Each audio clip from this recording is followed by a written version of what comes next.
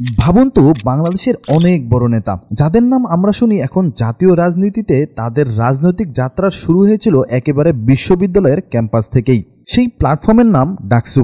ঢাকা বিশ্ববিদ্যালয়ের ছাত্ররা শুধু পড়াশোনার জন্য নয় বরং দেশের ভবিষ্যৎ নেতৃত্ব গড়ে তোলার জন্য পরিচিত। আর এই নেতৃত্বের জন্মভূমি হলো ডাকসু বা ঢাকা বিশ্ববিদ্যালয়ের কেন্দ্রীয় ছাত্র সংসদ। বাংলাদেশের ইতিহাসে প্রতিটি গুরুত্বপূর্ণ আন্দোলনে ডাকসুর নেতৃত্ব ছিল অনন্য। কিন্তু আজ প্রশ্ন হচ্ছে, এখনকার ডাকসু কি আগের মতো সেই নেতৃত্ব তৈরি করতে পারছে? যখন আমরা শুনি তোফায়েল আহমেদের কথা, আসম আব্দুর রব, রাশেদ খান মেনন ও মাহমুদুর রহমান মান্নার কথা, তখন মনে হয় এরা সবাই একসময় ছাত্র রাজনীতির অংশ ছিলেন, ডাকসুর নির্বাচিত প্রতিনিধি ছিলেন। তাদের হাত ধরেই একসময় গড়ে উঠেছে স্বৈরাচার বিরোধী আন্দোলন, মুক্তিযুদ্ধের সংগঠিত শক্তি।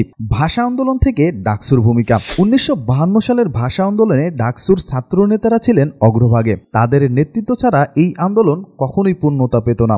মুক্তিযুদ্ধে ডাকসুর নেতারা। 1971 সালের মুক্তিযুদ্ধে ডাকসুর নেতারা কেবল ছাত্র নেতাই ছিলেন না, ছিলেন স্বাধীনতার সৈনিক। তারা সংগ্রামের ডাক দিয়ে তরুণ প্রজন্মকে উদ্বুদ্ধ করেছিলেন। স্বৈরাচার বিরোধী আন্দোলন। 80 ও 90-এর দশকের আন্দোলনে ডাকসুর নেতারা ছিলেন রাজপথে। একের পর এক মিছিলে, স্লোগানে তারা দেশের গণতন্ত্র পুনরুদ্ধারে বড় ভূমিকা রেখেছিলেন।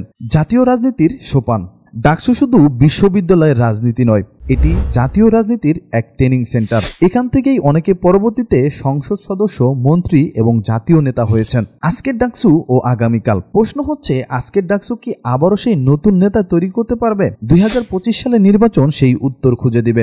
ডাকসু শুধু একটি ছাত্র সংগঠন নয়, এটি বাংলাদেশের ইতিহাসে একটি গুরুত্বপূর্ণ অধ্যায়। আজকের ছাত্ররা যদি সঠিক নেতৃত্ব বেছে নিতে পারে তাহলে আগামী দিনের জাতীয় নেতৃত্ব এখান থেকেই আসবে। আপনার কি মনে হয়, ডাকসু কি আবারও নতুন জাতীয় নেতা তৈরি করতে পারবে? কমেন্টে আপনার মতামত জানাতে ভুলবেন না। আর ইতিহাস ও রাজনীতি নিয়ে এমন ভিডিও পেতে আমাদের চ্যানেলটিকে সাবস্ক্রাইব করে রাখবেন, যাতে আমরা নিত্য নতুন ভিডিও আপনাদের কাছে পৌঁছে দিতে পারি।